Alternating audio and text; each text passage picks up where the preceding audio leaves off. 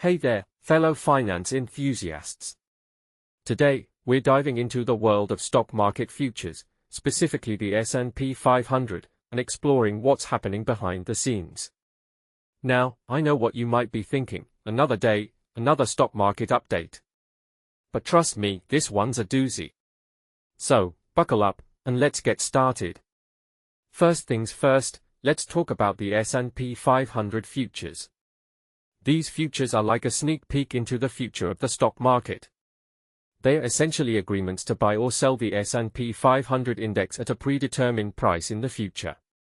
Now, what makes this really interesting is that they are not just a snapshot of the market's current health, they are a barometer of investor sentiment and expectations. So, when you see S&P 500 futures a little changed, it's like a silent whisper from the market, saying, hey, things are pretty stable right now. But what does this stability mean for the broader market? Well, in my opinion, it's a sign that investors are taking a step back and reassessing their positions. You see, the market's not just about the here and now, it's about the future. And when futures are little changed, it suggests that investors are confident in the market's trajectory, even if they are not making any big moves just yet. Now, let's talk about the Federation. The Federal Reserve, or the Fed, as it's commonly known, is like the central bank of the United States. It's responsible for setting interest rates, which can have a huge impact on the stock market.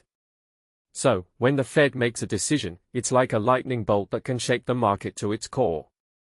And in this case, traders are pricing in a nearly 70% likelihood that the Fed will hold rates steady.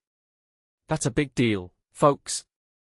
It means that the market is expecting the Fed to take a cautious approach, which could be a good thing for the stock market. But what about the earnings reports? Well, that's where things get interesting. Ford Motor shares jumped more than 5% after beating earnings expectations and lifting its 2026 forecast. That's a big deal, because it suggests that companies are doing well, and investors are taking notice. On the other hand, Visa shares slipped roughly 1% after posting underwhelming guidance. That's a red flag, because it suggests that investors are losing confidence in the company's ability to deliver. Now, let's talk about the Nasdaq 100. This index has been on a losing streak, with its fifth straight down day. That's the longest daily losing streak since early January. So, what's going on here? Well, in my opinion, it's a sign that the market is becoming more selective. Investors are focusing on companies that are delivering strong results, and they are shunning those that aren't. It's like a game of musical chairs, but with stocks. So, what does all this mean for the broader market? Well, in my opinion, it's a sign that the market is becoming more mature. Investors are becoming more discerning, and they are not just buying stocks on a whim. They are looking for companies that are delivering strong results, and they are shunning those that aren't.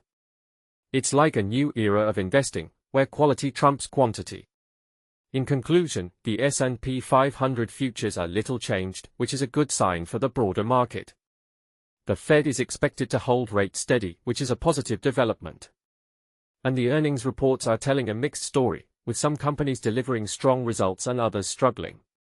So, what does all this mean for the future of the stock market? Well, in my opinion, it's a sign that the market is becoming more mature, and investors are becoming more discerning. So, if you're an investor, take a step back and think about it. What does this mean for your portfolio?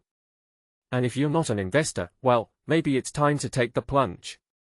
Thanks for watching, and I'll see you next time.